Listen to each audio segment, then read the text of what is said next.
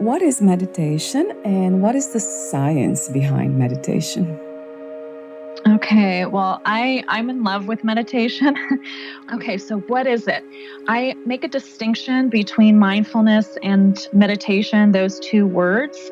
They are very much related, but they have a different focus. So meditation is very much about refocusing your attention and building your consciousness.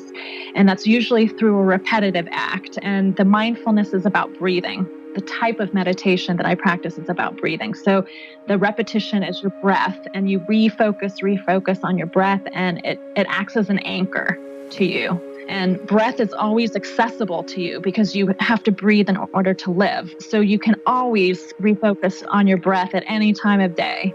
So that's another wonderful piece about it. The mindfulness is about, in the mindfulness community, they talk about the two wings of a bird. And that means that the one wing is kindness and the other wing is awareness. So the intention is to practice both kindness and awareness in the present moment with whatever experience you're having. So you allow whatever you are experiencing to be there, and you hold it with kind awareness, and you focus on your breathing. In terms of the scientific piece, so when you're meditating, 8 regions of the brain light up. You're activating mostly the prefrontal cortex, which is meditators refer to as the consciousness part of the brain. It's more developed, it's more advanced functions. So you're activating your brain while you're meditating. Okay, so that's one thing. Another thing you're doing is you're slowing down your respiratory system. So you're reducing blood pressure and your heart rate. So that also then translates into a lower risk of heart disease, heart attack, and stroke. So slowing down the respiratory system, that's another one.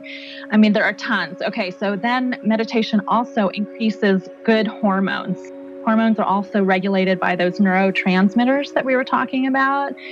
So the good hormones, serotonin and endorphins. So it increases serotonin and endorphins, the happy hormones, happy and relaxed hormones. DHEA and GH, those are the youth hormones. So literally, if you meditate, it helps you stay younger.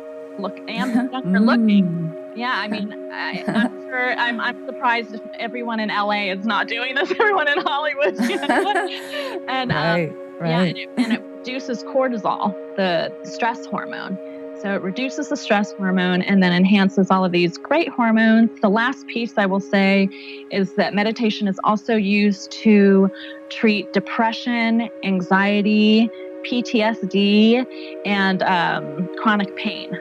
So it's a really wonderful intervention and no side effects. It's free and there are no side effects. no negative effects. Right. That's the best medication, isn't it, out there?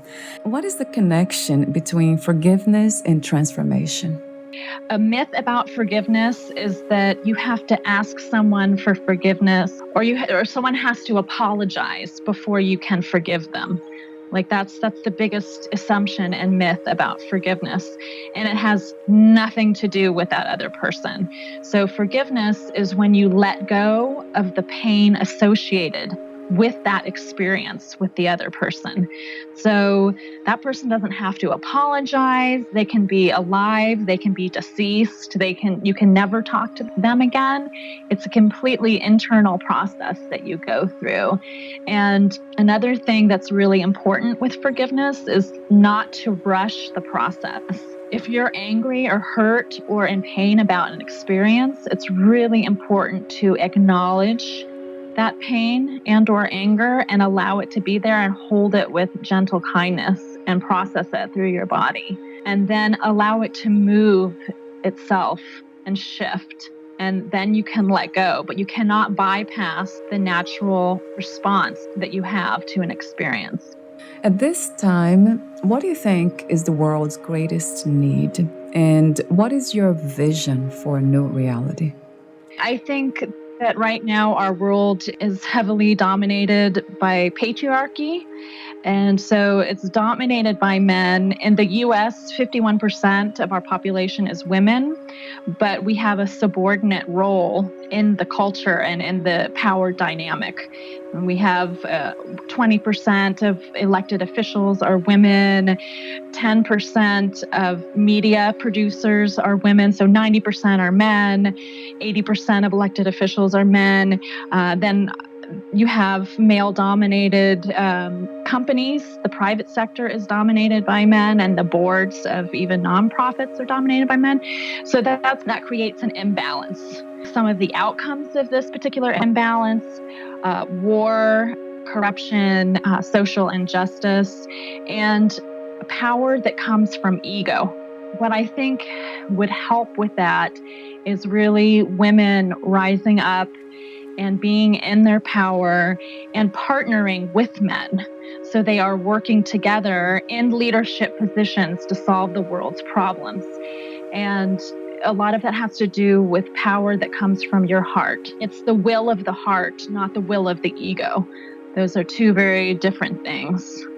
That's beautifully said. Yeah, I love this idea, or the ideal of balance, the feminine energies and the masculine.